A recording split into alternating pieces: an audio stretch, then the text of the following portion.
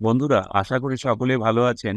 আমি এই ভিডিওতে ইন্ডিয়ান ফুটবলে কিছু প্লেয়ারের ট্রান্সফার আপডেটের নিউজ জানাবো এবং তার সাথে সেই প্লেয়ারদের পারফরম্যান্স ডেটা সহ আলোচনা করব।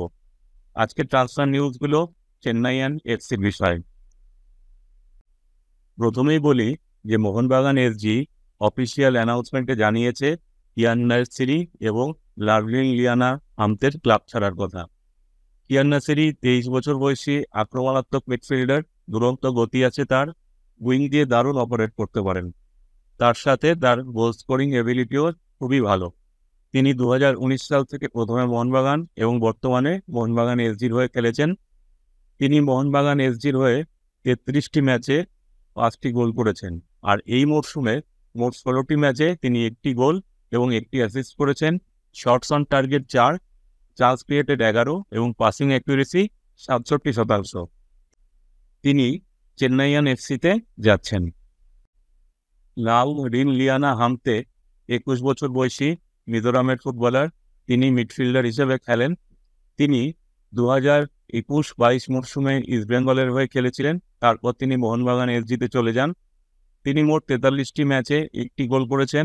2023-24 মরশুমে তিনি 13টি ম্যাচ খেলেছেন এবং অল্প ম্যাচ টাইম পেয়েছেন।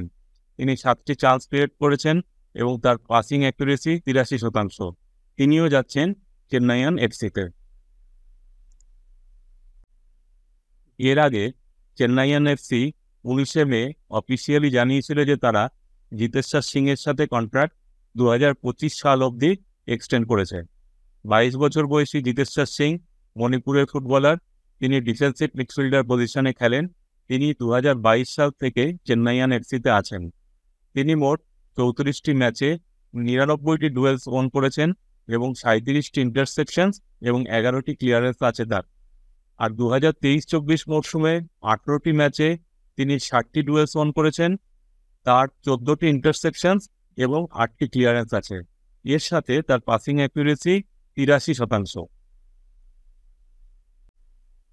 আশা করি এই ভিডিওটি আপনাদের ভালো লেগেছে।